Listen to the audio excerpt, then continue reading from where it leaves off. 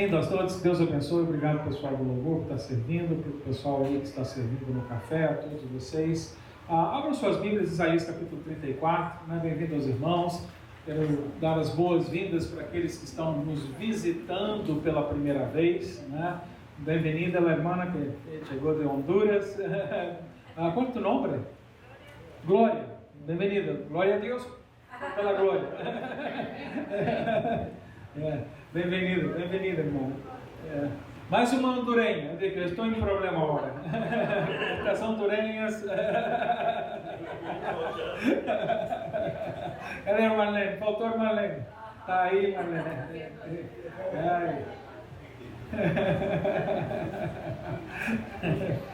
Estas irmãs.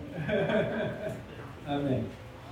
Nós vamos estar orando. Hoje eu não recebi nenhum pedido especial de oração. Nós vamos estar orando enquanto você abre a sua Bíblia em Isaías capítulo 34. Nós vamos dar continuidade, mas nós vamos Isaías 34 e nós vamos orar agora, né, porque eu me lembro de alguns pedidos, né, que nós temos sempre orado durante cada semana, e eu quero que a gente continue orando pela irmã Dora, né, nós vamos continuar orando para que Deus sustente ela em saúde, sustente a família dela também, em fé também.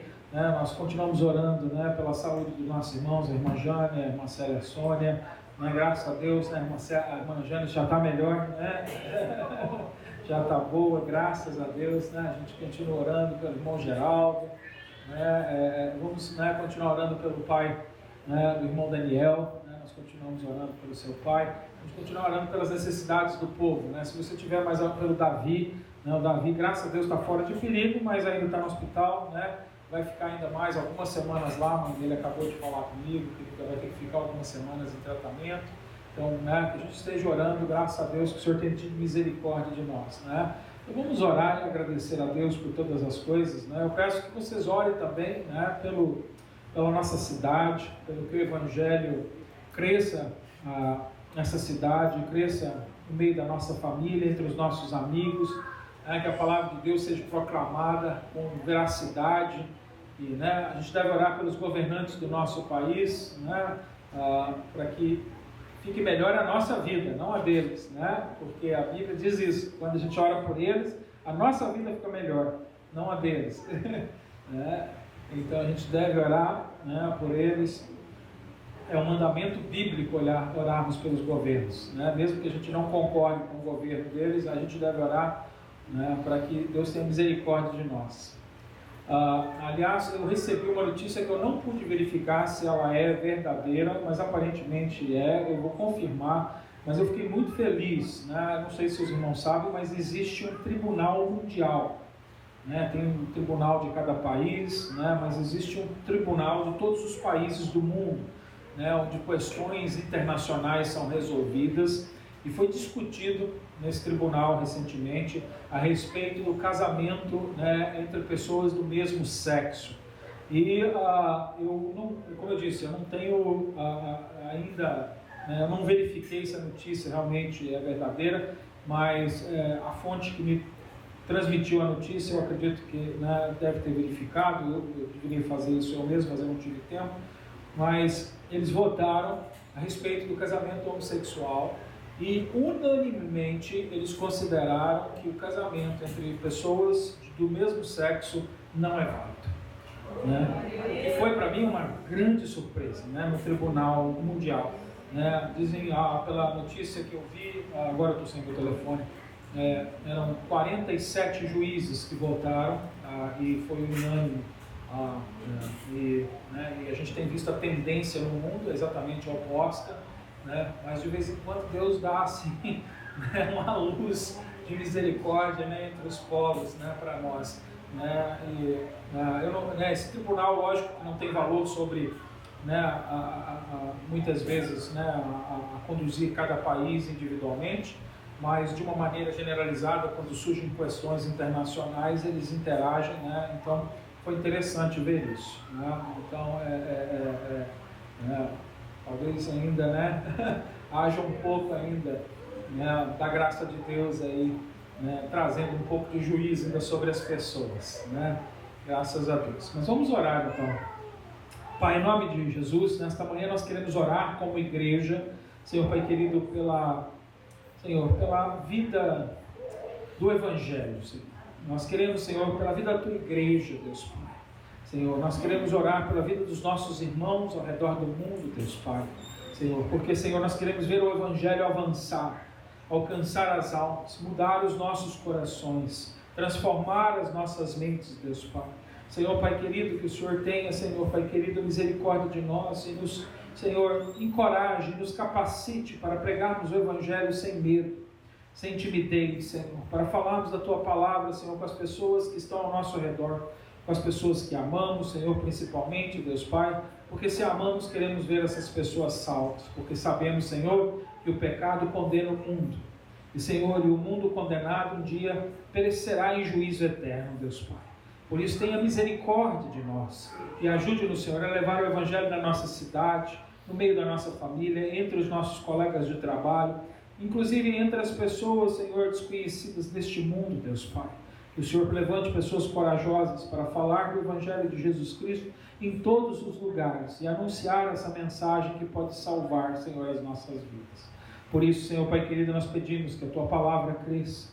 Senhor Pai querido, que nós possamos crescer em santidade. Por isso, perdoa os nossos pecados e, Senhor, e humilha os nossos corações para que, com o coração quebrantado e humilde, nós venhamos a nos render à Tua vontade nesta manhã.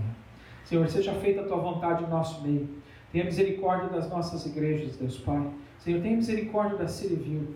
Eu oro, Senhor, Pai querido, também, Senhor, pelos nossos parceiros, Senhor, pelos ministérios, Senhor, no Senegal, Senhor, pela vida dos nossos missionários, Senhor, pastor Casé e sua família, pelo pastor Paulo e a sua família, Deus Pai. Senhor, Pai querido, nós oramos, Senhor, Pai querido, Senhor, pela vida, Senhor, dos pastores que estão ministrando na fronteira do Brasil com a Venezuela, Deus Pai, Senhor, um lugar que tem havido coisas terríveis, Deus Pai, Senhor, Pai querido. Nós oramos, Senhor, pela misericórdia sobre o povo venezuelano, Deus Pai. Senhor, Pai querido, nós oramos, Senhor, pedindo que o Senhor continue, Senhor, trazendo juízo aos homens, Senhor. Senhor, se essa notícia é verdadeira, nós regozijamos que ainda há pessoas, Senhor, Pai querido, que ainda acreditam, Senhor, na verdade, Deus Pai. Por isso, Senhor, Pai querido, que o Senhor nos guarde, Senhor, porque estamos vivendo dias onde as pessoas estão trocando, Senhor, a maldade, Senhor, pela bondade, e deixando de fazer a bondade, mostrar o amor, para mostrar, Senhor, a falta de amor e a maldade, Senhor.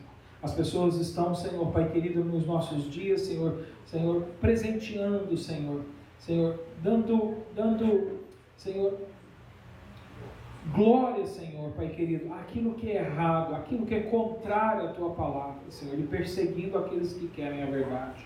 Por isso, Senhor, tem misericórdia de nós, guarde o nosso coração para nos mantermos fiéis a Ti. Neste momento, Senhor, nós oramos pedindo que o Senhor também tenha misericórdia daqueles que estão em necessidade. Senhor, nós oramos pelos nossos irmãos próximos de nós, a irmã Dora, a irmã Jane, a irmã Celestona, o irmão Geraldo, Senhor, Pai Daniel, Deus Pai, nós oramos por aqueles que precisam de um milagre neste momento, Senhor, que precisam da cura, da saúde, da restauração, do fortalecimento da sua fé e da salvação, Deus Pai. Senhor, mas nós oramos também por aqueles que não conhecemos e sofrem neste mundo, Senhor. Que o Senhor tenha misericórdia deste povo, Senhor, e possa, Senhor, Pai querido, trazer através, Senhor, dos Teus filhos o alento, o alívio àqueles que são necessitados, Senhor, Pai querido. Como nosso Senhor Jesus disse, Senhor, que nós teríamos sempre pobres junto de nós, em todos os tempos. Mas, Senhor, o Senhor também nos usou, Senhor, nos ensinou, Senhor, a ajudarmos as pessoas necessitadas, aquelas que estão, Senhor, às margens. Por isso, Senhor, muda os nossos corações, para não pensarmos apenas em nós mesmos. Dá-nos um coração contrito e quebrantado, para andarmos de uma maneira digna do Senhor, Deus Pai. Obrigado, Senhor, pela Tua igreja neste dia, Senhor. E seja para Ti o louvor, a honra e a glória, em nome do Senhor Jesus. Amém. Amém. Glória a Deus. Glória a Deus. Amém. Amém. Isaías capítulo 34 é um capítulo curto, né? Tem 17 versículos. Hoje eu vou passar, né, por todo o capítulo. E hoje nós vamos aprender aqui, né? Eu tenho feito uma série de mensagens no livro de Isaías. Eu tenho pregado desde o capítulo 1, né? Estamos agora passado da metade do livro, que tem 66 capítulos, né? Eu cheguei agora no primeiro capítulo depois da metade, né? E a gente vai continuar até o fim desse livro. E hoje, aprendendo com este livro, agora no capítulo 34, esse capítulo 34 e o próximo capítulo que eu vou pregar, que é o 35, eles são como o ápice, o auge daquilo que começou no capítulo 28. Lá no capítulo 28, Isaías começou proclamando uma série de juízos sobre as nações da terra, né? E ele veio proclamando. No capítulo 33, ele ainda fala do juízo, mas ele dá uma ênfase à misericórdia de Deus. Eu ministrei isso nas duas últimas mensagens que eu preguei, como Deus é misericordioso e como Ele ajuda a gente, inclusive quando nós não estamos fazendo o que nós deveríamos fazer. Mas agora no capítulo 34 e 35, ele vai dar uma palavra, vamos dizer assim, uma palavra final, um anúncio final, vai fazer um anúncio final. Na verdade, a mensagem de hoje vai nos levar a pensar no dia do juízo final, no dia da grande tribulação. A verdade é que essa profecia de Isaías, ela está ligada ao tempo da grande tribulação, que se Deus quiser, nós, crentes, não vamos passar por ela. Né? Com a visão que eu tenho de escatologia, eu acredito que a igreja ela vai ser removida da terra, né? Quando Deus arrebatar a sua igreja, antes, né, do início do tempo da tribulação. E durante o período da tribulação, eu acredito, né, e conforme nós temos visto aqui no livro de Isaías, Deus vai lidar então com o povo de Israel que o rejeitou. Como o povo de Israel o rejeitou, e a gente tem visto isso aqui no livro de Isaías, não ouviu a voz de Deus, Deus levantou um outro povo, que somos nós, os gentios.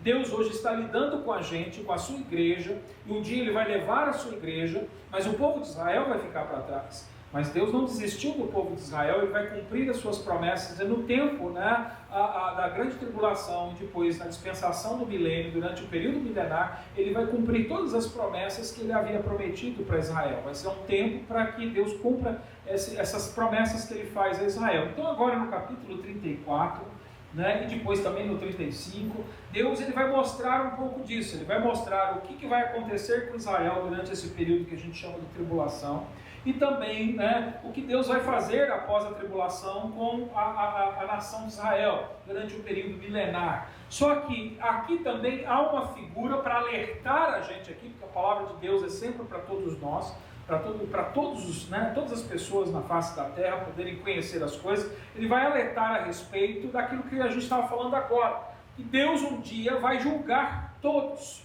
Um dia vai haver um juízo, e um dia vai haver, né, um tribunal onde se decretará a sentença, e a partir dali, aqueles que forem condenados, né, aqueles que forem sentenciados à condenação, na verdade condenados nós já estamos, mas, né, nós vamos receber a sentença da punição, elas entrarão no inferno pela eternidade, e aqueles que foram salvos, eles estarão nos céus pela eternidade. Então aqui, em Isaías 34, 35, ele vai falar, e é interessante aqui que ele vai usar uma imagem, né, da desolação da terra aqui, né? Ele vai usar essa imagem de uma terra deserta, porque no capítulo 34, que ele fala desse grande juízo que vem, né, e que, né, provavelmente seja no tempo da tribulação, ele compara, né, a uma terra fértil, que é a terra prometida que Deus havia dado a Israel, uma terra que emanava leite e mel, como a gente sempre ouve na Bíblia, uma terra, né, que produziu seus frutos, né, e alimentou aquele povo, sustentou aquele povo. Ou seja, Deus mesmo vai transformar essa terra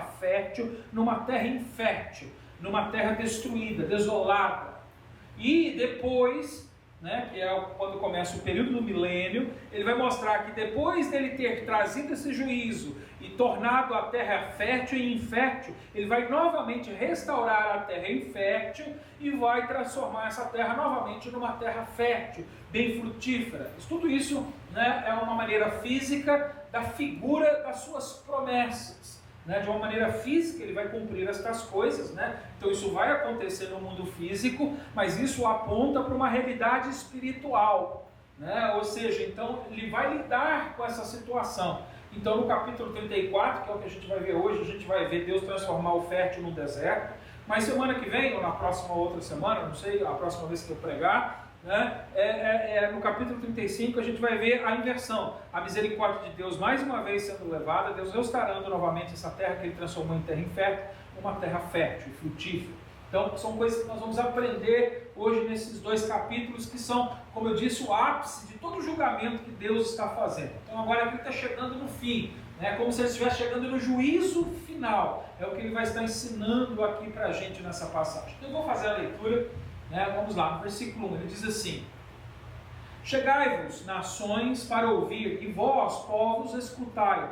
Ouça a terra e a sua plenitude, o mundo e tudo quanto produz. Porque a indignação do Senhor está contra todas as nações, e o seu furor contra todo o exército delas. Ele as destinou para a destruição e as entregou à matança. Os seus mortos serão lançados fora, dos seus cadáveres subirá o mau cheiro, e do sangue deles os montes se inundarão. Todo o exército dos céus se dissolverá, e os céus se enrolarão como um pergaminho.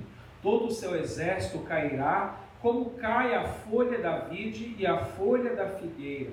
Porque a minha espada se embriagou nos céus. Eis que, para exercer juízo, desce sobre Edom e sobre o povo que destinei para a destruição. A espada do Senhor está cheia de sangue, engrossada da gordura e do sangue de cordeiros e de bodes, da gordura dos rins de carneiros, porque o Senhor tem sacrifício em Bosra, e grande matança na terra de Edom. Os bois selvagens cairão cairão com eles, e os novilhos com os touros, e a sua terra se embriagará de sangue, e o seu pó se tornará fértil com a gordura, porque será o dia da vingança do Senhor, ano de retribuição pela causa de Sião.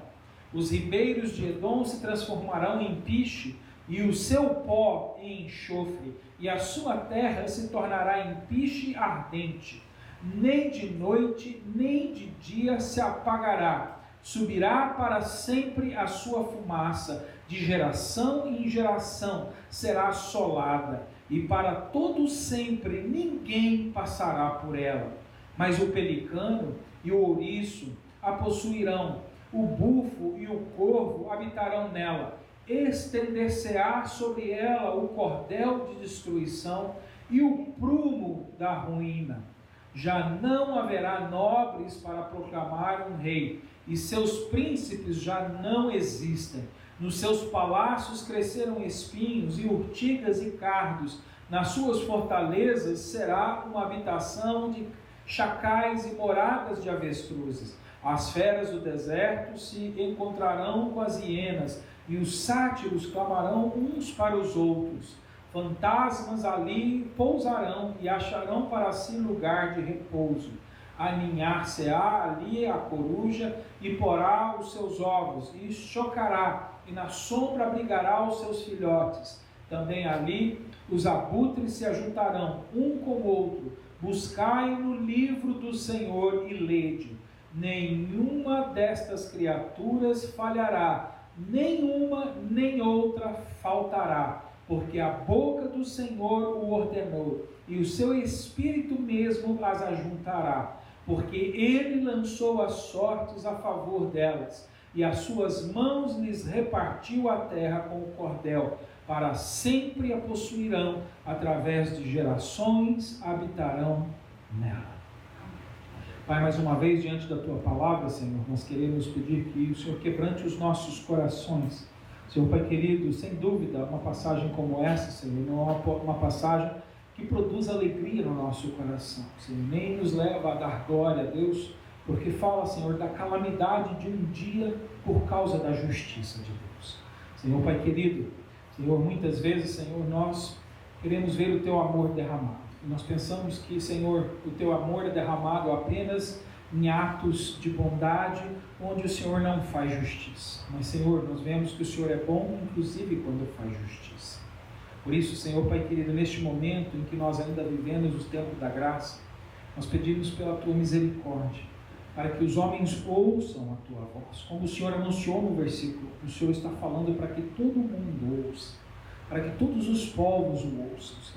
Por isso, Senhor, abra as nossas bocas para pregarmos o Evangelho, e os ouvidos daquele que nos ouve para ouvir a tua voz. Para, Senhor, Pai querido, alcançarem a tua misericórdia e a tua graça.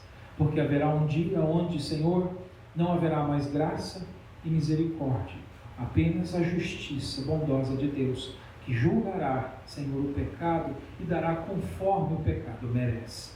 Por isso, Senhor, Pai querido, tem misericórdia e ajude-nos, Senhor, a salvar muitos, Senhor, até esse dia chegar. Esta oração que fazemos em nome do Senhor Jesus. Amém. Amém. A gente pode começar a perceber aqui que no versículo 1, Deus ele faz um chamado mundial. Apesar de Deus ter um propósito para a nação de Israel, ele está falando através de Isaías para a nação de Israel. Agora aqui, quando Isaías está profetizando, ele não está falando apenas para os israelitas, ele está falando para todos os povos, em todos os tempos, em todos os lugares do mundo, porque essa mensagem ela é real, é a verdade. O mundo de hoje, na verdade, não acredita. As pessoas nos dias de hoje, a grande maioria das pessoas no dia de hoje, não acreditam que um dia haverá um grande juízo.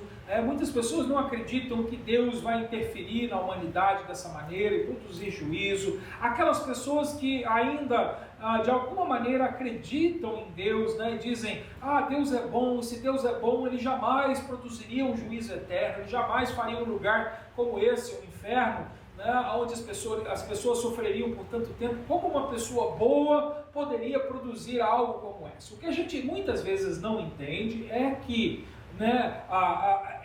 Deus fazendo esse lugar e produzindo esse juízo, Ele está sendo bom. Por quê? Porque quando Ele é justo, quando Ele dá o que a gente merece, Ele é bom. Ele não é ruim quando Ele dá o que a gente merece. Ele não está aqui oferecendo ou dizendo que vai dar às pessoas o que elas não merecem. Ele não vai ser uma pessoa injusta. Não, ele está proclamando que um dia, quem não quiser receber o perdão, a graça, vai receber o que merece. O que a humanidade merece. Eu tenho mostrado isso semana após semana, que o que a humanidade merece é a morte. É a eternidade no inferno, porque o salário do pecado é a morte, a separação eterna de Deus. E todos nós pecamos. Então, quando Deus dá o que a gente merece, está sendo bom. Um bom juiz dá a uma pessoa condenada a sentença apropriada. Só que esse juiz, ele está tentando, neste momento, ser pai. Antes de trazer o juiz, e é por isso que ainda ele não trouxe o inferno, ele não trouxe essas dores e nem essa condenação sobre as nossas vidas. Está dando uma oportunidade para que a gente ouça o Evangelho. Ele está aqui declarando no versículo 1, o mundo, ouça-me, entenda o que eu estou dizendo, eu estou avisando vocês, porque um dia eu vou julgar, mas até lá eu estou oferecendo graça e misericórdia, para que você não tenha que receber o que você merece. Estou pronto para te dar o que você não merece.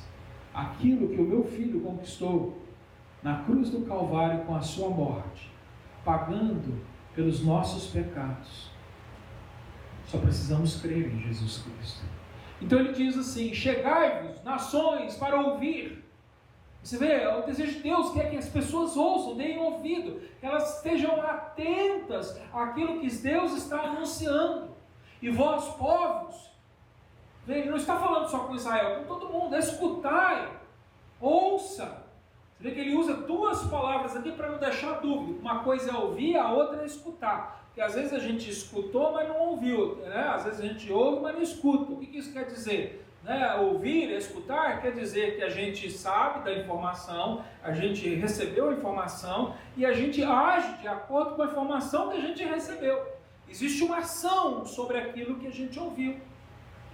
Ele está frisando isso aqui. Olha, saiba dessa informação e haja em relação a essa informação.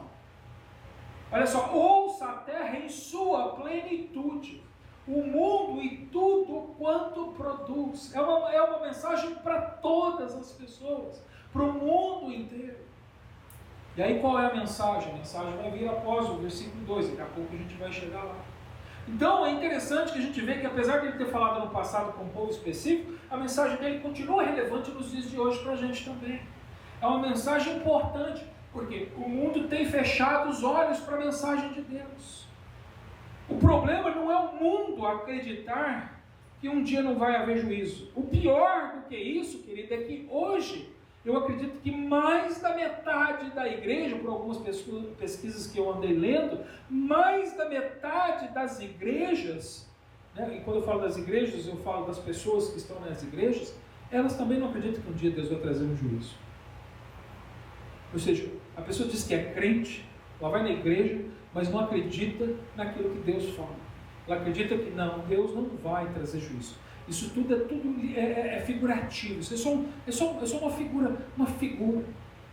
Alguns dizem que isso é só uma estratégia de Deus para pôr medo no coração das pessoas, para que então elas obedeçam. Deixa eu dizer uma coisa, querido, Deus não precisa de estratégias, de manipulação, para levar as pessoas à obediência. Ele já fez o que a pessoa necessita para que ela o obedeça. Ele proveu a presença do Espírito Santo de Deus, que habita naquele que crê no nome do seu Filho Jesus Cristo, para que pelo poder do Espírito Santo de Deus ele seja capaz de produzir obediência a Deus. Mas hoje aqueles que dizem que têm o Espírito Santo de Deus estão dizendo também, como o mundo, não vai haver juízo. A situação é ruim. O mundo que a gente vive é ruim.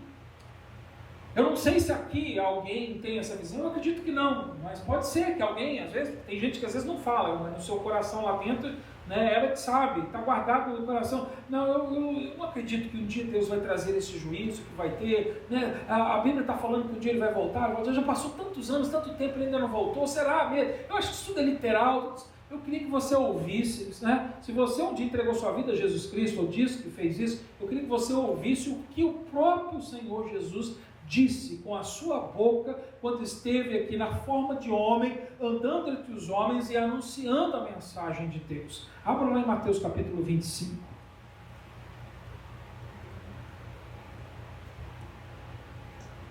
Tem uma coisa, o que Isaías anunciou não é menos importante do que o Jesus anunciou, porque ambos falaram com voz profética. Aliás, Jesus só falou o que Deus lhe disse para falar. E Isaías só falou aquilo que Deus lhe disse para falar. Quem falou através de Isaías foi Deus, e quem falou através de Jesus foi Deus também. A qualidade da nossa Bíblia é essa. Tudo que está escrito nela, quem falou foi Ele, foi Deus, o Criador de todas as coisas. Então não existe uma parte que a gente acredita porque foi um que falou, e na outra parte a gente não acredita porque talvez não seja uma pessoa tão relevante, tão importante. Tudo que está na nossa Bíblia, quem falou foi Deus. Então tudo é para a gente, a mensagem é a mesma. E olha só o que Jesus falou. O próprio Senhor Jesus, o Deus encarnado, em pessoa, aqui na terra, confirmou o que o profeta Isaías estava anunciando. A partir do versículo 31, vou ler. Do 31 ao 46. Mateus 25, do versículo 31 ao 46. Ele diz assim: quando vier o Filho do Homem na sua majestade, e todos os anjos com ele, então se assentará no trono da sua glória. E todas as nações serão reunidas em sua presença. E ele separará uns dos outros, como o pastor separa os cabritos às ovelhas. E porá as ovelhas à sua direita, mas os cabritos à esquerda. Então dirá o rei aos que estiverem à sua direita: vinde, benditos de meu Pai, entrai na posse do reino que vos está preparado desde a fundação do mundo. Porque tive fome e me destes de comer, tive sede e me destes de beber, era forasteiro e me hospedastes, estava nu e me vestistes, enfermo e me visitastes, preso e fostes ver-me. Então perguntaram os justos: Senhor, quando foi que te vimos com fome e te demos de comer, ou com sede e te demos de beber? E quando te vimos forasteiros e te hospedamos, ou nu e te vestimos? E quando te vimos enfermo ou preso, te fomos visitar? O rei respondendo lhe dirá: Em verdade vos afirmo que sempre que fizestes a um destes meus pequeninos irmãos, a mim o fizestes. Então o rei dirá também aos que estiverem à sua esquerda: apartai-vos de mim, malditos, para o fogo eterno, preparado para o diabo e os seus anjos. Porque tive fome e não me destes de comer, tive sede e não me destes de beber, sendo forasteiro não me hospedastes, estando nu não me vestistes, achando-me enfermo e preso não foste me ver. E eles lhe perguntaram: Senhor, quando foi que te vimos com fome, com sede, forasteiro, nu, enfermo e preso, e não te assistimos? Então lhe responderá: em verdade vos digo que sempre que o deixastes de fazer a um destes mais pequeninos, a mim deixastes de fazer. Irão estes para o castigo eterno, porém os justos para a vida eterna. Aqui existem vários elementos que Jesus está ensinando que a gente pode aprender. Eu não vou pregar sobre essa passagem hoje, mas eu só quero dar algumas pinceladas aqui para a gente entender. Que existem vários princípios aqui. Daria para pregar quase um ano inteiro só nessa passagem. Aqui, de uma maneira generalizada, ele está anunciando que vai haver um dia um juízo, onde vai haver uma separação entre justo e injusto. Aqui ele está mostrando para a gente quem é o justo, porque ele não está dizendo aqui, porque a gente pode ler isso e confundir as coisas, e pensar assim: se eu for uma pessoa boa e ajudar os pobres, eu vou para o céu. Não é isso que ele está dizendo. O que ele está mostrando aqui é que quem é justo, ou seja, quem é o justo? Aquele que foi justificado. Como é que eu sou justificado? Pelo sangue de Jesus Cristo. Como é que eu recebo perdão pelos meus pecados? Crendo em Jesus. Então ele está dizendo que aquele que diz que crê em Jesus, ele produz as boas obras. Ele ajuda os necessitados, ele visita os enfermos, ele veste as pessoas nuas, eles auxiliam. Então ele está mostrando quem é. Porque aqui ele está falando com as pessoas da igreja. Ele está falando que o pastor veio fazer a separação do rebanho. Quem está lá na rua não é o rebanho, querido. O rebanho está aqui. Só que ele quer dizer que dentro desse rebanho tem ovelha e tem cabrito. É interessante que às vezes, eu conheci em algumas situações pessoas que às vezes reclamavam: pastor, eu fiquei doente, ninguém veio me visitar. Realmente é uma falha grave. A Bíblia diz que nós devemos visitar uns aos outros, mas todo mundo acha que o pastor é que tem que visitar todo mundo o tempo todo. Deixa eu dizer, eu posso visitar alguns, mas eu não posso visitar todos, principalmente por eu não trabalhar de tempo integral para a igreja. Então, se quiser ficar chateado comigo, fica. Não tem o que fazer. Eu também tenho que sustentar minha família, trabalhar, e quando eu posso eu vou, quando eu não posso eu não vou. Essa é a realidade. Para mudar isso, tem que mudar também a maneira com que a igreja cuida de mim. Então, isso é óbvio. Mas, não é só o pastor que deve visitar as pessoas. Ele está falando com seus discípulos aqui. Eu me lembro uma vez uma pessoa que eu visitei, e nem era da nossa igreja, e essa pessoa estava chateada e já não queria mais ir na igreja que ela ia, que ela falou: ninguém nunca me visitou, a primeira pessoa que veio me visitar. Aí eu perguntei para essa pessoa, eu falei: na sua igreja, durante o período que você frequentou, teve pessoas doentes? Claro que teve. E quando essas pessoas ficaram doentes, você foi visitar essas pessoas? Eu não fui, pastor? Mas o pastor devia ter ido visitar. Eu falei: você está reclamando porque as pessoas não vieram te visitar, mas quando as pessoas ficaram doentes, você também não foi visitar. A Bíblia diz para a gente fazer aos outros aquilo que as pessoas querem que a gente faça pela gente. Está lá em Mateus 6, é a regra de ouro. Faça aos outros aquilo que você quer que os outros façam a você mesmo. Reclamar é fácil, mas é por isso que um dia não vai ser nem o pastor da igreja, não vai ser a assembleia, não vai ser um presbítero, não vai ser o diácono, não vai ser uma outra pessoa, vai ser o próprio Senhor, o grande pastor, e aquele é chamado agora de rei, o rei dos reis. Ele vai sentar diante do seu rebanho e ele vai fazer assim: ovelha, cabrito, ovelha, cabrito, ovelha, cabrito.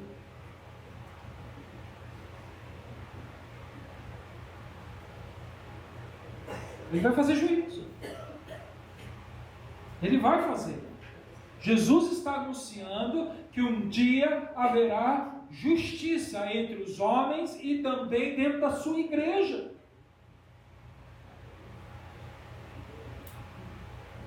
É assim.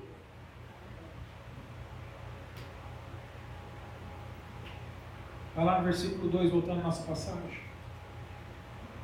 Então, Isaías estava anunciando que a gente ouvisse a palavra de Deus. E aqui para nós, a igreja do dia de hoje, nós ouvimos a palavra do nosso Senhor Jesus. Mas as obras que devemos fazer. Temos fé? Se temos fé, somos justificados? Qual deve ser a nossa atitude?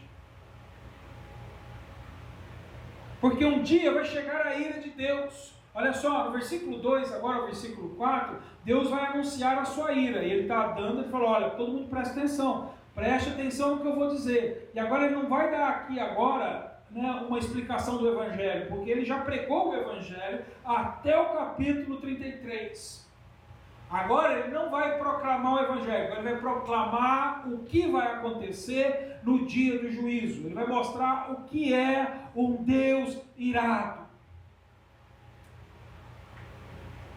A maldita coisa é cair na mão de um Deus vivo. Por que a Bíblia diz isso? Porque esse Deus vivo, ele faz justiça. E no dia que ele fizer justiça, aí ele vai ser derramado. E olha só, ele vai começar a dizer, versículo 2 ao 4, ele diz, porque a indignação do Senhor está contra todas as nações, e o seu furor contra todo o exército delas. Ele as destinou para a destruição e as entregou à matança, e os seus mortos serão lançados fora, e os seus cadáveres subirá o mau cheiro, e do sangue deles os dos montes se inundarão. Todo o exército dos céus se dissolverá, e os céus se enrolarão como um pergaminho. Todo o seu exército cairá como cai a folha de vide e a folha da figueira.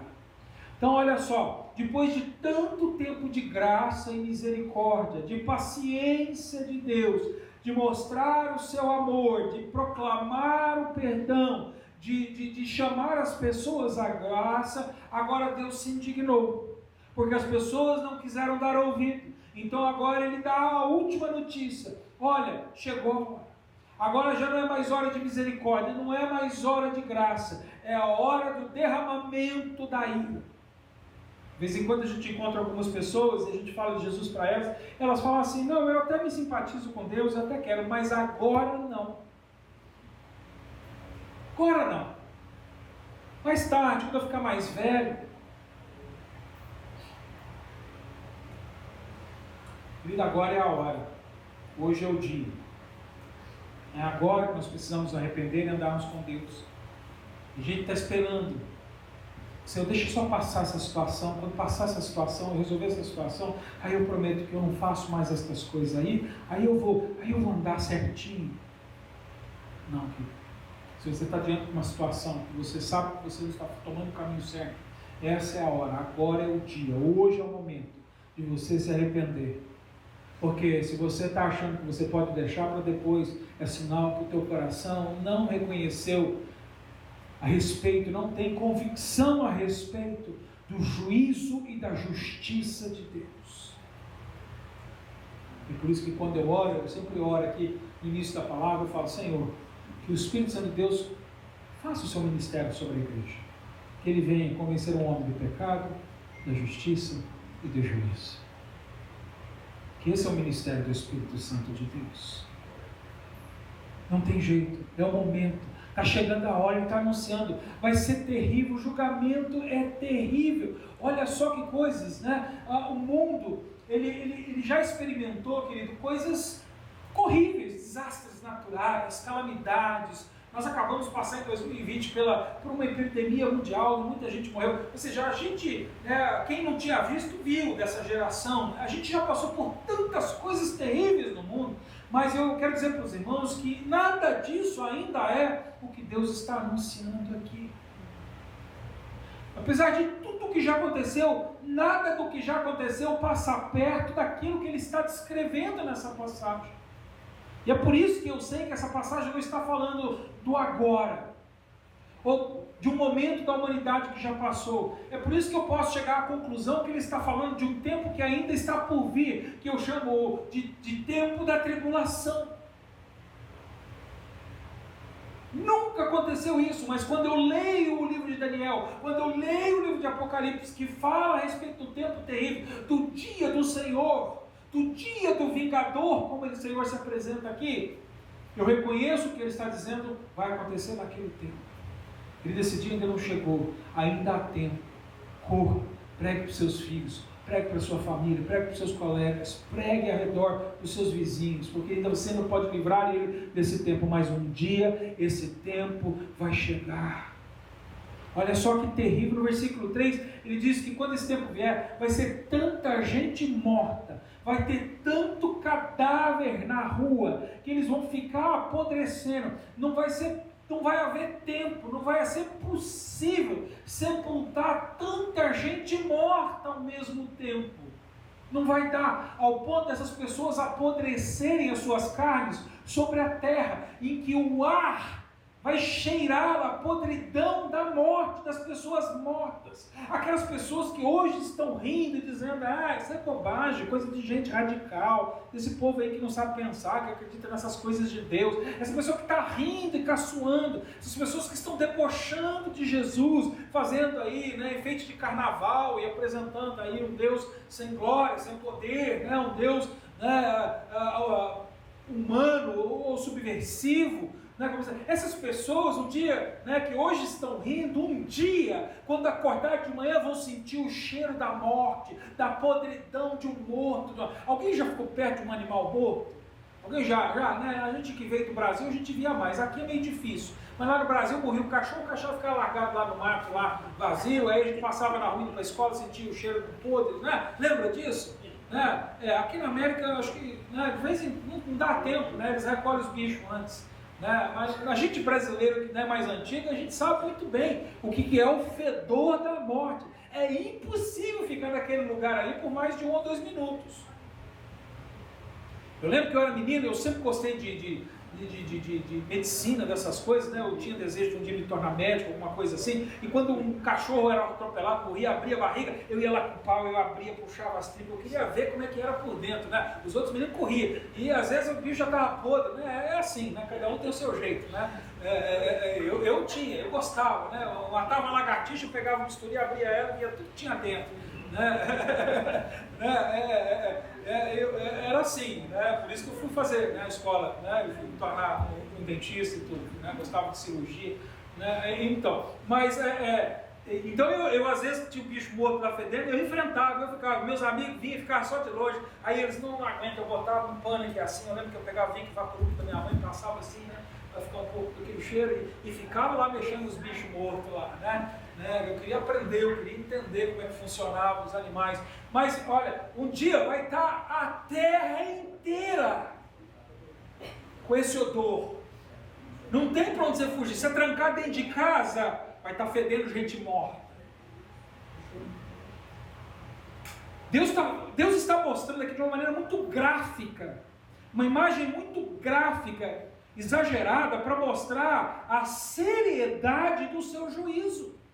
Por isso aqui no versículo 1 ele falou, povos, ouça, escute, é real, e um dia vai ser assim, um dia isso vai acontecer, nós não vimos isso ainda, mas um dia vai vir, não vai dar tempo, é assim. Olha o versículo 4, ele diz que o julgamento não vai ser apenas na terra. Olha só, a gente acha que às vezes o Apocalipse é só para a terra, mas você já parou para perceber que o julgamento também vai acontecer nos céus? Deus também vai destruir os principados e as potestades do ar, os seres malignos. Eles serão retidos, eles serão destruídos, eles vão perder o poder. Por quê? É necessário que isso aconteça isso para que entre o milênio. O milênio o que é? Segundo a Bíblia, a gente entende que o milênio é um período de 1000 anos onde haverá completa paz. Onde o leão, a ursa, as víboras vão brincar com as crianças na rua. Você deixaria seu filho brincar com uma cobra venenosa, ou um urso? Ou um leão? Nem você brincaria com eles. Até nos céus vai haver juízo. Deus vai julgar todas as coisas, é o que ele está mostrando. Vai haver juízo, o céu será julgado. Entendeu? Ele fala assim, vou dobrar lá as regiões celestes, né? A gente vê que existe, né, um espaço, né, que a gente não vê, mas existe um espaço que Deus, né, criou, onde os anjos, onde os demônios, né, eles interagem, eles lutam, né? No livro de Daniel a gente descobre, né, que a oração que ele havia feito demorou a resposta a chegar, porque houve, né, uma guerra entre os anjos e os demônios tentando impedir a resposta da oração. Existe um mundo real, angelical, um mundo onde estão, né, essas vidas que Deus criou, né, que a gente não conhece direito, mas a Bíblia explica um pouco para a gente. E ali ele diz que ele vai pegar esse lugar e vai enrolar, que nem se enrola um pergaminho, que nem você pega uma folha de papel e enrola. Dobrou. E vai prender esse povo. Vai prender, não vai ter mais Satanás, não vai ter mais demônio atormentando as pessoas, pelo menos por quase 1000 anos. Porque aí depois a Bíblia diz que quando chegar no finalzinho do milênio, aí então Deus, preparando para o juízo final, para a batalha de Armagedon, para ser justo, vai liberar a galera da cadeia e fala assim, agora vem para a guerra.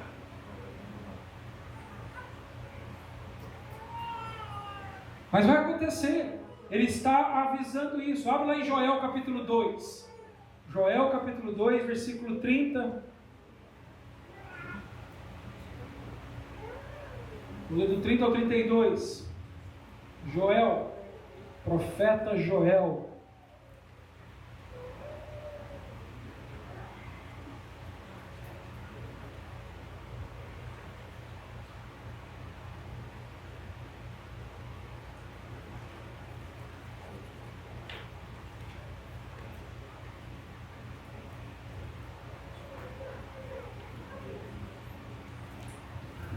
Joel 2, 30 a 32, diz assim: mostrarei, está falando de julgamento, falando do dia de juízo, ele falou, mostrarei prodígios no céu e na terra. Olha só, não é só na terra, no céu e na terra: sangue, fogo e colunas de fumaça, o sol se converterá em trevas e a lua em sangue, antes que venha o grande e terrível dia do Senhor. Está vendo? Não é o dia do juízo final, é antes do dia do juízo final. Acontece antes, o julgamento vem antes.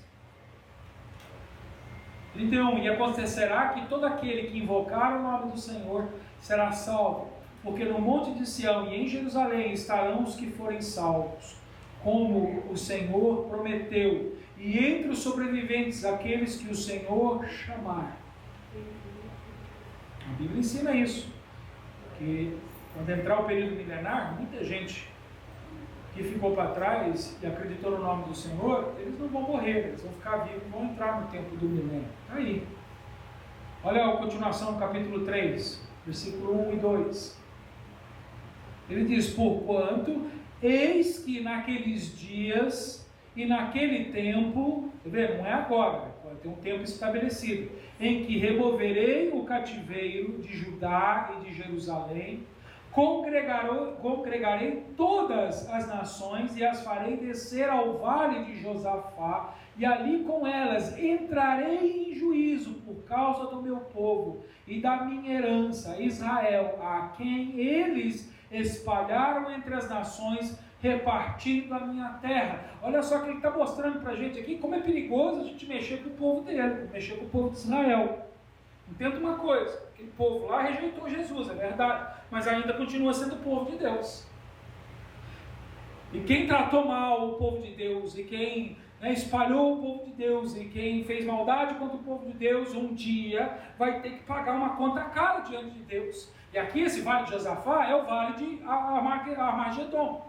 Armagedon é o nome do lugar lá em Israel. Existe, né? Você pode ir lá e visitar. É um vale muito grande, muito verde, muito bonito lá. Um lugar bem grande, cercado de montanhas. Um lugar que dá para reunir, se consegue, certamente, milhões e milhões de pessoas. E ele disse, um dia eu vou trazer as nações aqui a este lugar. Só que eles estão indo lá, não porque eles estão indo lá porque eles falam, hoje Deus vai me julgar, então eu vou lá para assistir o juízo. Não, eles estão indo lá achando que vão destruir Israel.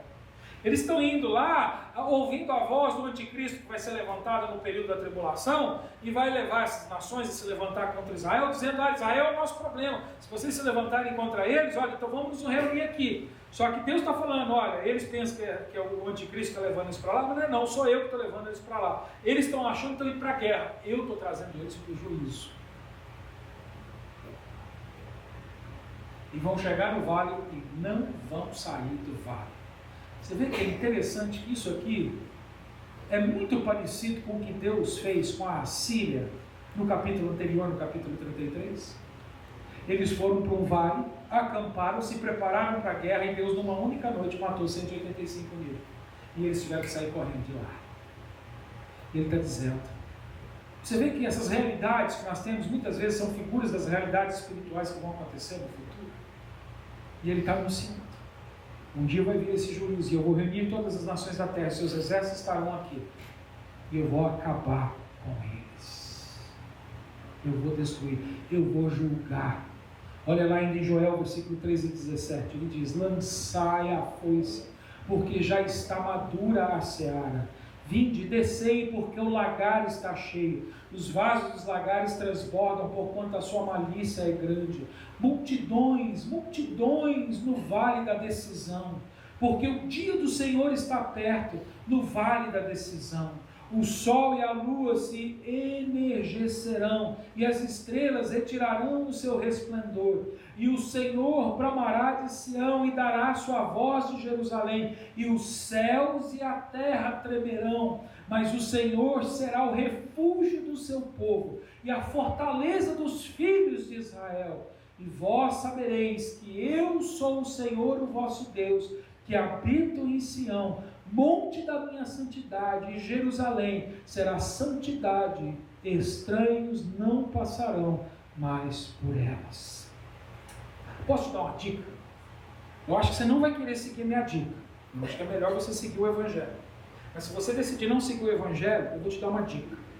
Se Jesus voltar e levar a igreja, e você ficar para trás, muda para Jerusalém. O mais rápido possível. Se você tiver a oportunidade de sair de onde você está, vai para Jerusalém. Porque lá não vai acontecer nada. Lá o Senhor vai guardar. Eu espero que você não me ouça. Você ouça o Evangelho. Mas se você não ouviu o Espírito de Deus falar com você hoje, se você não ouviu hoje Deus falar com você através da palavra, pelo menos se lembre do conselho que o teu pastor deixou antes de subir. Eu acredito que eu vou. Que a melhor coisa a fazer se você ficar para trás é ir para Jerusalém. Ele está dizendo aqui, as pessoas vão chegar bem próximas. Pode parecer o pior lugar do mundo para estar, mas vai ser o melhor lugar do mundo, porque o Senhor vai estar ali cuidando e guardando o seu povo.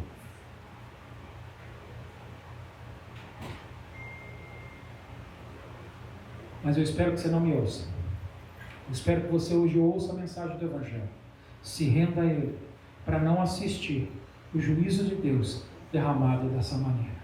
Se hoje você crer no Senhor Jesus, você fica livre desse juízo, porque juízo vem quando Deus precisa fazer justiça.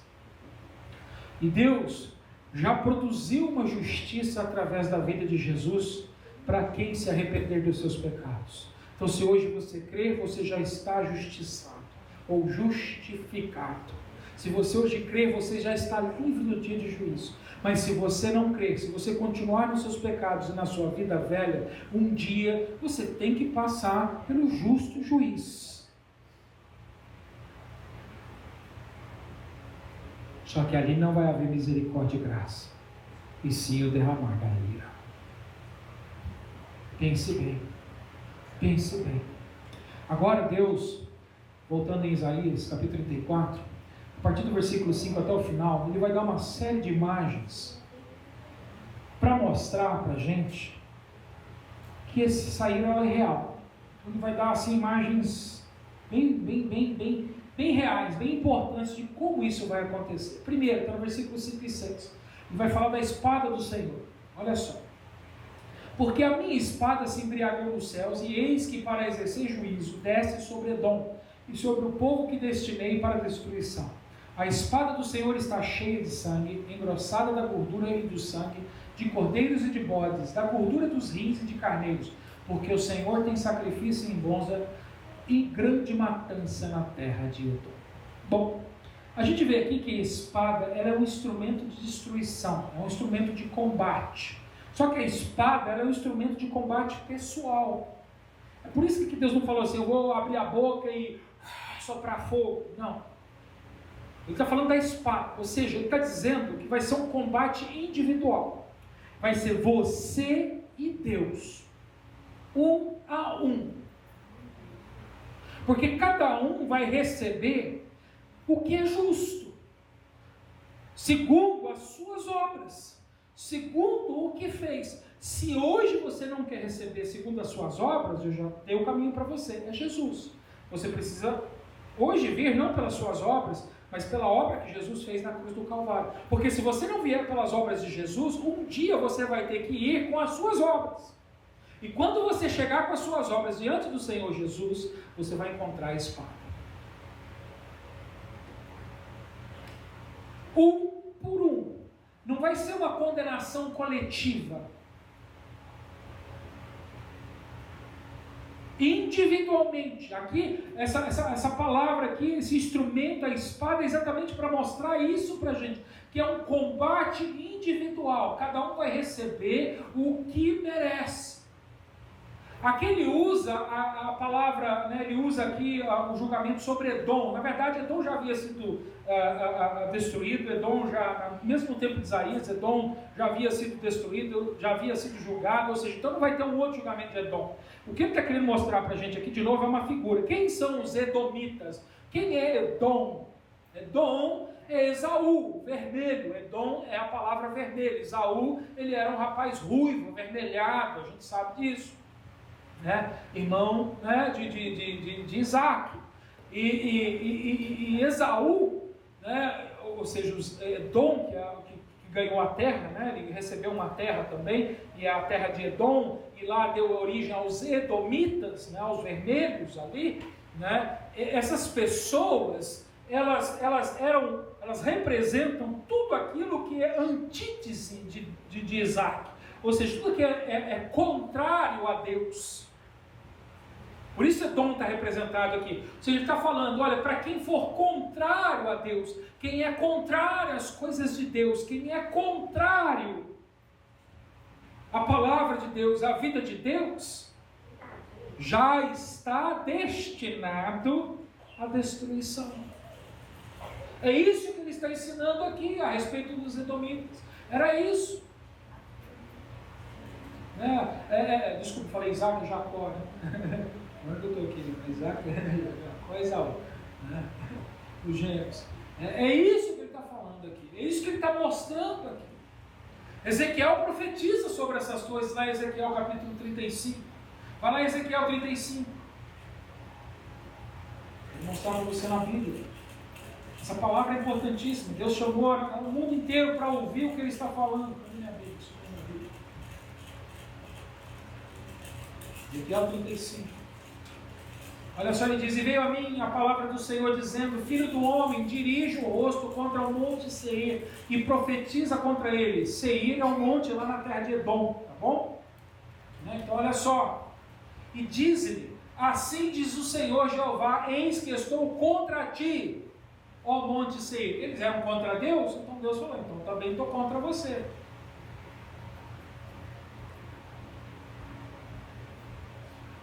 Eis que estou contra ti, ó monte Seir, e estenderei a mão contra ti, e te porei em assolação e espanto.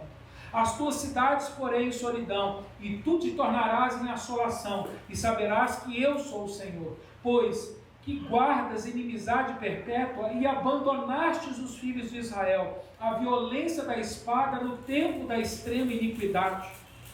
Lembra? Jacó e Esaú eram irmãos. Se tornaram inimigos, se tornaram contra as coisas de Deus, então agora Deus é contra eles. Versículo 6, por isso, vivo eu, diz o Senhor Jeová, que te prepararei para sangue, e o sangue te perseguirá, visto que não aborreceste o sangue te perseguirá. E farei no monte Seir uma extrema assolação, e exterminarei dele o que por ele passa e que por ele volta. E acharei os seus montes dos seus transpassados, dos teus outeiros, nos teus vales, e em todas as tuas correntes cairão os transpassados à espada.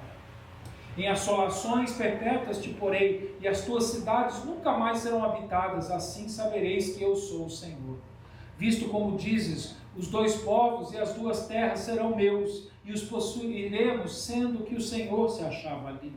Portanto, vivo eu, diz o Senhor Jeová, que usarei conforme a tua ira, e conforme a tua inveja, e com que no teu ódio usaste contra eles, e serei conhecido deles quando te julgar. Só para você entender o que ele está falando aqui agora, rapidamente, aqui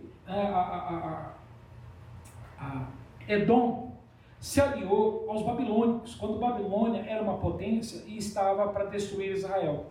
Então os edomitas falaram assim, já que Babilônia vai entrar e vai matar eles, vai destruir eles, vamos ajudar eles, né? Nós somos inimigos de Deus, nós somos inimigos do povo de Deus, então nós vamos ajudar os babilônicos, para que eles conquistem. E quem sabe, eles tomando, daqui a pouco essa terra fica na nossa mão e a gente fica com as duas terras. Lembra da história de Jacó? Jacó enganou o pai para receber a bênção, porque na bênção o primeiro filho era que recebia, e Esaú era o primeiro filho, aí o filho mais novo era mais pertinho lá, e aí a mãe também puxava o saco para o lado dele, foi lá e falou, não, vem cá menino, veste aqui a roupa do seu irmão, faz uma comidinha aqui que nem o irmão faz e tal, finge ser que seu pai vai te abençoar. Na verdade até Deus usou aquela mentirada toda para cumprir os seus planos, porque Deus já havia anunciado que o maior serviria o menor, na verdade. Antes deles nascer já havia sido profetizado que isso ia acontecer.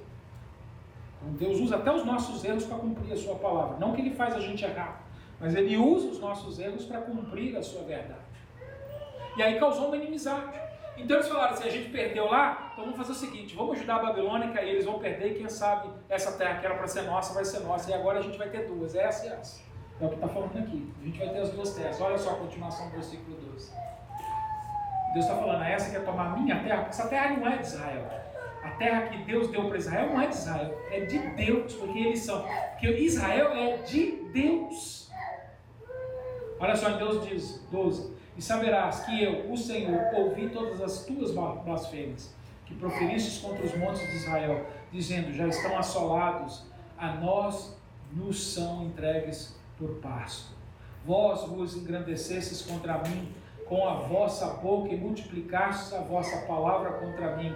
Eu o ouvi. Assim diz o Senhor Jeová, enquanto se alegra toda a terra, a ti te porei em assolação, como te alegrastes com a herança da casa de Israel, porque foi assolada, assim te farei a ti. Assolando serás, ó monte Seir, e todo o Edom, assim todo saberão que eu sou o Senhor.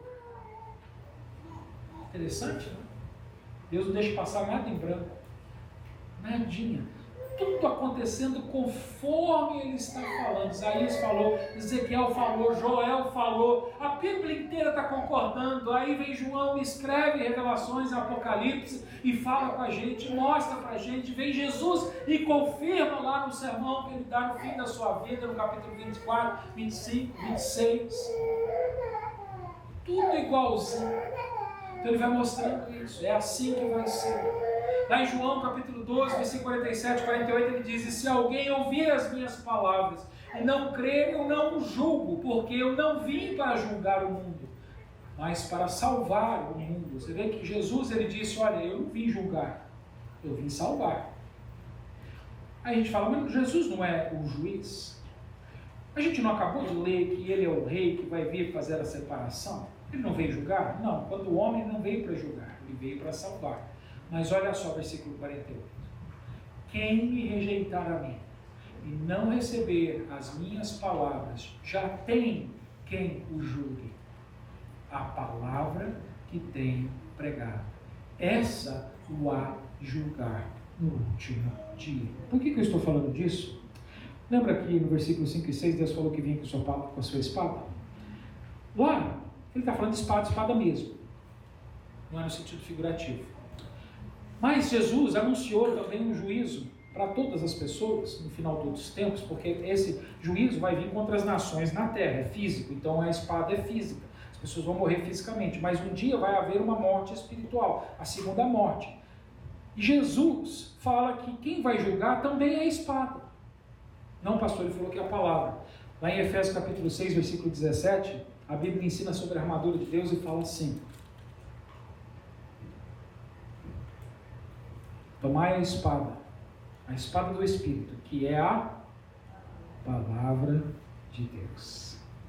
A palavra é a espada.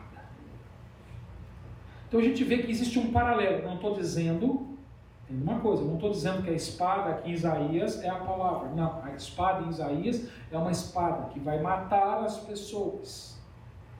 Mas no dia do grande juízo final, a espada é a palavra, que vai decretar a sentença final sobre a vida de todo edomita. Quem é o edomita? Todo mundo que se levantou contra Deus. É assim. Olha o versículo 7, voltando a Isaías. Ele vai mostrar, outra prova que ele dá para a gente da ira, que ele vai derrubar os poderosos.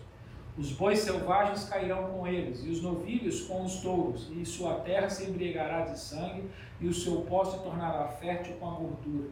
Aqui ele está falando agora em sentido figurado, não está falando de matar os coitados bois aqui. Tá? Aqui esses bois representam as pessoas poderosas, os reis, os governantes. As pessoas, por quê? Porque boi é um animal forte, é um animal valente, é um animal feroz, né? Hoje em dia a gente vê esses vaquinhas de coisa, pensa que são boazinhas, não, mexe com um boi para você ver. Né? Se ele correr atrás de você, sai fora, senão te mata. E é isso. E ele está falando, olha, um dia os poderosos, o mundo, a prova de que minha ira vai ser derramada, é que os poderosos, os que hoje governam, não vão ser capazes nem de governar os seus próprios países, quem dirá a sua própria casa. Quando isso vai acontecer? No tempo em que o anticristo se levantar. Os poderosos da terra vão cair. A palavra de Deus diz que os chifres vão se dobrar diante dele. Os mais poderosos, 10 chifres, vão se dobrar diante dele. Os poderosos não vão poder mais governar. Quem vai governar por um período curto, graças a Deus, vai ser o anticristo. A terra vai ficar sem governo humano. Não vai haver gente mais de poder sobre a terra. Prova da ira de Deus. Vai ficar nas mãos, provisoriamente, de Satanás, até Jesus entrar e derrotá-lo. É temporário. É temporário. Olha lá o versículo 8 e 10. Ele é outra prova que ele dá para a gente, que vai haver uma desolação na terra. Olha só, ele diz, porque será o dia da vingança do Senhor, ano de retribuição, pela causa de Sião. Olha só, a tribulação vai vir, não é por causa da humanidade, é por causa de Jerusalém, por causa do seu povo. Os ribeiros de Edom se transformarão em piche, o seu pó em enxofre, e a sua terra se tornará em piche ardente. Nem de noite, nem de dia se apagará, subirá para sempre sua fumaça, de geração em geração será assolada, e para todo sempre ninguém passará por ela. Ou seja, Deus vai vir vingar o pecado, a terra vai ser arruinada, né? Então ele vai mostrar aqui pra gente que não vai ser porque a humanidade não cuidou do meio ambiente, né? Hoje em dia existem, né, muitos programas, nós devemos cuidar mais do meio ambiente. É verdade, nós temos que cuidar do meio ambiente, né? Não estragar as florestas, não destruir as águas, os mares, né? Mas entenda uma coisa, Deus nunca vai fazer justiça porque a gente estragou a terra dele. Deus vai vir fazer justiça por causa do pecado. Isso aqui lembra a gente lá de Gênesis, capítulo 6, quando Deus trouxe o dilúvio sobre a humanidade. Ele não julgou a humanidade porque a humanidade não estava cuidando bem das coisas da terra. Ele julgou a humanidade por causa do pecado, da depravação das pessoas. Então Deus trouxe juízo. E é assim. Ele vai fazer novamente. A tribulação vai ser o próximo dilúvio, vamos dizer assim. Vai ser o próximo juízo de Deus sobre as nações da terra. Não por causa do povo não estar cuidando bem daquilo que Deus deu para ele, mas pelo fato das pessoas não reconhecerem o seu Criador. Então eles serão julgados. Aqui, é interessante aqui que agora no versículo 11 ao 15, ele vai explorar um pouco mais isso, mostrando que essa destruição ela vai ser tão completa que só vai sobrar animal na terra os animais que são, segundo a lei mosaica, para os judeus, impuros. É outra alegoria aqui para mostrar. Versículo 11 ao 15, olha só. Mas o pelicano e o ouriço, né, possuirão, o bufo e o corvo habitarão nela. Estender-se-á sobre ela o cordel da destruição, o prumo da ruína. Já não haverá nobres para proclamarem um rei, e os seus príncipes já não existem. Viu que ele havia remover toda essa gente poderosa? Nos seus palácios crescerão espinhos e urtigas, cardos, e as suas fortalezas será uma habitação de chacais e moradas de avestruzes. As feras do deserto se encontrarão com as hienas, e os sátiros clamarão uns para os outros. Fantasmas ali pousarão e acharão para si lugares de repouso. Aninhar-se-á ali a coruja e porá os seus ovos e as chocará, e na sombra abrigará os seus filhotes. Também ali os abutres se ajuntarão um com o outro. Olha que interessante, a lista de animal aqui é uma lista de animal impuro. Não tem nenhum animal aqui que eles podiam matar e comer, segundo a lei mosaica. Os que vão proliferar, os que vão crescer, não estou dizendo que não vai haver outro, mas os que vão crescer, os que vão tomar conta da terra, no período da tribulação, quem vai tomar conta da terra, para mostrar, ou seja, isso aqui é um símbolo para mostrar para a gente que se você quiser andar em pureza, no fim você vai viver em impureza. É o que a palavra de Deus diz, o santo busca se santificar mais, mas o ímpio peca mais. Então você quer estar entregue à impureza? Então a impureza você vai ser entregue. Sabe o que vai crescer no meio da humanidade com a proximidade do fim dos tempos? Impureza. É por isso que a gente pode olhar que o mundo não está ficando melhor. As pessoas estão ficando mais santas. Por isso que me surpreendeu a notícia que eu compartilhei com os irmãos agora. Porque a tendência, na verdade, na maioria dos países agora é o quê? É aprovar o casamento entre pessoas do mesmo sexo. Aliás, um dos sinais que nós estamos já entregues nas nossas próprias mãos, ou seja, Deus já está nos julgando de uma maneira prévia, é o que está escrito lá em Romanos capítulo 1, quando ele fala que o homem, por ter rejeitado o Criador e adorado a criação, ele ficou entregue aos seus próprios sentimentos pecaminosos. E aí, porque eles estão entregues aos seus sentimentos pecaminosos, a tendência do homem, do coração do homem, é se voltar para o inverso. Então, eles deixam aquilo que é natural. Então, o homem já não procura mais a mulher, e a mulher já não procura mais o homem. A mulher procura a mulher e o homem procura o homem. É por isso. Então, hoje, o aumento da homossexualidade no meio da humanidade é uma resposta de que o juízo de Deus já está sobre a terra e Deus nos está entregando a nossa perversão de mente. Pois lê em casa Romanos capítulo 1 que você vai ver isso claramente. A homossexualidade é fruto do homem deixar de reconhecer Deus por quem Ele é. Não impressiona, gente. Ontem eu levei o Samuel num passeio que eu fiz com ele lá, um negócio que ele gosta do Power Ranger, né? Esse negócio teve uma feira ali, e eu levei ele, que ele queria ver os artistas que foram Power Ranger estavam lá, um autógrafo e tal, tudo. Eu acho que 80% das pessoas que estavam ali dentro eram homossexuais. Mais ou menos. Mais ou menos. É assim, está crescendo. Porque estamos entregues já.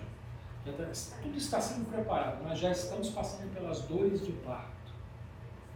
Tudo o que a gente está vendo, os juízos, os governos que estão sendo eleitos, as pólices políticas, tudo isso são as dores de parto preparando para esse momento. Em que, para nascer, né, a mulher tem que passar pela gravidez. Antes da criança nascer, a mulher sofre as dores do parto. Né? A Priscila devia ter tido mais filhos, né? Ela não passou, a Priscila foi uma abençoada, né? Ela fez cesárea, ela não chegou lá. Eu falo, né? Ela não passou, teve 2 numa vez só e não sentiu uma dor. Né? Ah, não, tá vendo? Você vê, não é justo, né? Concordo, né? Concordo. não é justo.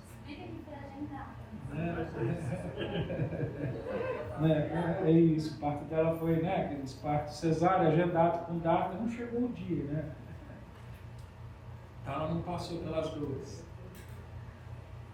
Mas em geral, antes do nascimento da criança, vem o momento da dor, e é isso, querido, nós estamos vivendo o momento das dores de parto. Não vai chegar, já chegou. Nós já estamos lá, é o que ele está mostrando aqui. Você vê, olha a palavra que ele usa, o cordel. Né? O cordel é uma linha de medição, querido. Né? E o prumo. É interessante que são dois instrumentos que são usados na construção para poder fazer o quê? As coisas retas, as coisas direitas. Mas aqui ele fala, né, que esse cordel é um cordel que está adulterado. Né? É um cordel que já não é reto. Aqui é um prumo que não é um prumo fiel, não é um prumo reto. Ou seja, então o que Deus está falando? Olha, então vocês construíram sem retidão, vocês viveram sem retidão, vocês não quiseram as coisas retas, então eu vou também trazer para vocês um cordel, um prumo que não é reto, que não vai ajudar. Então nós vamos construir coisa torta. É coisa torta que vocês estão querendo? Então vocês vão viver um tempo de coisa torta. A ira de Deus é isso. Então, os meninos ali trabalham, né? Eles mexem ali nos blocos, né? Faz fundação, essas coisas. Se eu der um prumo estragado, né? Uma linha desalinhada, como é que vai ficar a casa? Torta. E se levantar muito, cai, não cai? Muro torto não cai? De vez em quando eu vejo no YouTube o cara fazendo assim, o cara põe o prumo assim, tá dessa distância lá embaixo, assim, o prumo, e fala, não, tá bom. Bateu um vento, cai tudo. E Deus está falando, é assim que você vai construir, é assim, é a prova, Ele está dando prova, imagem de como vai ser, Ele está querendo provar para a gente que o que Ele está anunciando é realidade, Ele vai extinguir a realeza, e Ele vai acabar também com o meio ambiente. O homem não vai acabar com o meio ambiente, é Deus que vai acabar com o meio ambiente. A gente não precisa se filiar lá à WWF, você não precisa defender as baleias, querido, nem os pandas. Você não precisa ir abraçar as árvores lá no parque, no Central Park. Você não precisa entrar nessas passeatas do Partido Verde. Fica tranquilo, querido. Tudo está sendo sustentado pelas mãos de Deus, é verdade. O homem está usando mal, destruindo muita coisa. Mas Deus, Ele restaura. Você viu, veio a pandemia, tudo que Deus tinha destruído, voltou de novo. Deus dá um jeito. Ele fala assim, vocês não estão cuidando, eu cuido. Aí mata, né, um bocado de gente e para todo mundo trabalhar, acaba as fábricas, para a poluição, o mundo volta. O bar se enche de peixe de novo. Deus tem seus instrumentos. Não preocupe, você não precisa defender a natureza, você precisa defender o Evangelho. Amém. Se você já gastou dinheiro se juntando a essas associações, pega sua inscrição de volta, devolve sua carteirinha, querido. E agora, pega essa que é gratuita e vai levar a Bíblia, as mensagens ao mundo. Por quê? Porque um dia, se o mundo não se dobrar diante de Deus, um dia o próprio Deus, como está garantido, vai vir com a sua ira e destruir os mares, as florestas, as terras, as águas. E não adianta ter ONG, defender, porque quando Deus se levanta, querido, não tem o que nenhuma dessas ONGs pode fazer. E não vai ser o diabo, é o próprio Deus. É o próprio Deus. E olha só, os últimos 2 versículos. Ele dá certeza desse julgamento. Ele começou chamando todo mundo e ele terminando agora dando certeza de que tudo isso que ele mostrou de uma maneira bem imaginária, bem real, com muitas figuras visíveis, vai ser real. Versículo 16: buscai no livro do Senhor e lede. Nenhuma destas criaturas falhará, nenhuma nem outra faltará, porque a boca do Senhor o ordenou, e o seu Espírito mesmo as ajuntará. Você vê que não é obra do diabo? Aqui Espírito está com letra maiúscula, também na minha Bíblia, não sei na sua. O próprio Espírito Santo de Deus é quem vai vir executar esse juízo sobre a terra. É certo, olha o versículo 17, porque ele lançou as sortes a favor delas, e a sua mão lhes repartiu a terra com o cordel, para sempre a possuirão, através de gerações habitarão nela. Tem 2 coisas aqui nesses 2 versículos para a gente encerrar. Primeiro, a certeza do julgamento. Aqui Deus dá certeza de que é Ele que está anunciando, porque Ele mesmo vai fazer. Vou ler para você só mais uma pequena passagem que tem em Apocalipse capítulo 20. Versículo 12 e versículo 15. Ele diz assim em Apocalipse: Eu vi os mortos, grandes e pequenos, e estavam diante do trono, e abriram-se os livros, e abriu-se outro livro, que é o da vida. E os mortos foram julgados pelas coisas que estavam escritas nos livros, segundo as suas obras. Versículo 15. E aquele que não foi achado escrito no livro da vida foi lançado no lago de fogo. Entenda uma coisa: você que crê no Senhor Jesus, você não vai estar nesse julgamento, porque você já está no livro da vida. Ele não está lendo aqui para todo mundo, ele está lendo para todos os que ficaram para trás, para todos os que não creram. E aí, para garantir, ele vai pegar o livro da vida e vai falar: está vendo? Olha, está aqui o nome de quem tem vida, o seu nome não está aqui. Então, tem outro livro que registra a sua vida, é o livro do registro das suas obras. Então agora, eu como um juiz bom, honesto, amoroso e fiel, eu preciso te dar exatamente o que você merece. E de acordo com as obras da sua vida, é isso que eu tenho para te dar. Aqui a igreja já aprendeu, mas quem está me ouvindo talvez pela internet ainda não aprendeu a respeito disso. Entenda uma coisa, querido: nunca queira o que é justo para você. Porque o justo é a nossa condenação e a morte. Queira a graça, o perdão de Deus, para não ter que receber o que o bom juiz vai dar. E aí ele termina dizendo: a duração da pena. Porque hoje em dia tem muita gente também dizendo isso: ah não, pastor, se Deus é bom, ele condena, mas aí ele acaba com aquela pessoa, ela é destruída e ela nunca mais vai sofrer, ela só sofre uma vez e pronto. Tem muita gente, muito cristão acreditando nessa mentira hoje. Mas aqui, nessa passagem, versículo 17, ele disse que essa condenação, ou seja, a sentença, o castigo dessa sentença é eterno. A duração é para sempre. Em Apocalipse 22, 12 ele diz: e eis que cedo venho, e o meu galardão está comigo. Galardão é presente, é prêmio. Meu galardão está comigo para dar a cada um segundo a sua obra. Irmã Jane, você quer receber segundo suas obras hoje? Você quer receber segundo suas obras hoje? Não? Você também quer receber segundo suas obras, mamãe? Alguém aqui quer receber segundo as suas obras? Se a gente receber segundo as nossas obras, o galardão que ele tem para a gente é a condenação eterna. É a dor, o ranger de tempo e o sofrimento. Você não quer não, né, irmã? Você entendeu o contrário? Eu entendi. Você quer segundo as suas obras? Não. Tem alguém aqui que quer segundo as obras de Jesus Cristo? Amém. E essa é a minha oração. Que você que me ouça, me ouve hoje, e ouve a palavra de Deus, não queira segundo o que merece, porque um dia Deus vai dar o que cada um merece. Mas a gente não quer o que a gente merece. A gente quer aquilo que Jesus mereceu. E ele não merecia a dor, ele não merecia a morte, ele não merecia o afastamento de Deus. Mas ele recebeu o que a gente merecia sobre si, para a gente receber o que ele merece: a glória, a presença eterna e a herança de todo o céu. Receba Jesus Cristo hoje.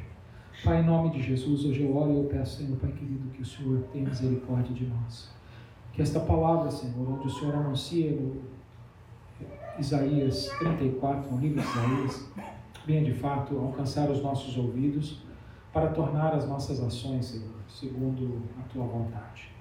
Senhor, nós não somos salvos pelas obras que praticamos, mas sim pela obra do nosso Senhor Jesus Cristo, realizada na cruz do Calvário, que pagou pelos nossos pecados. A minha oração hoje, Senhor, Pai querido, é que a gente viva uma vida baseada nas obras do Teu Filho e não nas nossas.